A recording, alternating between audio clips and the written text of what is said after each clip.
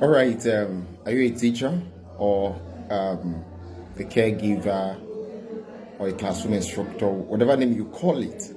I think I should just share one or two things with you. Actually, it's based on requests. So people are asking that how do students learn or how do my students learn? So there is this principle I put into use that has provided 6 laws of learning.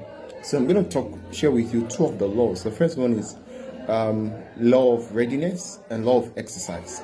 It's a law of readiness. The question you should ask yourself every time you get to the class is, are my students actually ready to learn at this point? You know, one thing I do is I get into the class and I look at every one of them in the class and feel like, oh, this one is not looking too good. What's the problem? Share with me what happened over the night, or what happened yesterday, or what happened over the weekend. Share with me. I'll ensure that every child in the class, their attention is caught, and I see that I buy their mind to myself before I start the teaching at all. I always want to make sure that you are looking at me and my eye have a contact from everybody in the class. By so doing, I get their attention and I see the readiness in them. So, because if they are not ready, they cannot be receptive to whatever you want to teach them. They must be ready. Until when they are ready, then the reception will be very clear. But when somebody who is not feeling too fine, the person is boning in the class, frowning, and you don't care about that and you just look away. Come on, you don't go any part. Such child, you just get there. It's like you pour water into the basket and you go away. It shouldn't be so. The second one is law of exercise.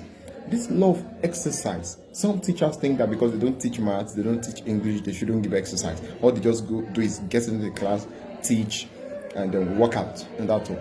Irrespective of the subject you teach, basic science, CRS, whatever, give exercise.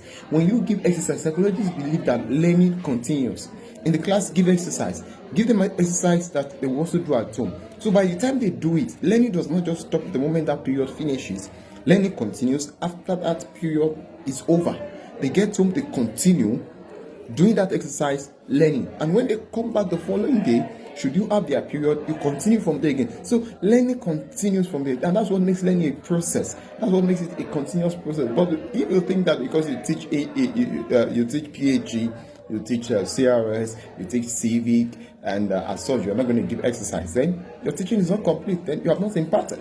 They say it's only math teacher that should be giving exercise. Come on, through practice they become perfect. So always put these 2 laws into consideration: law of readiness and law of exercise, and see your student doing well. You will thank me later. Maybe till I come your way next week, I'm going to add more to this. Thank you.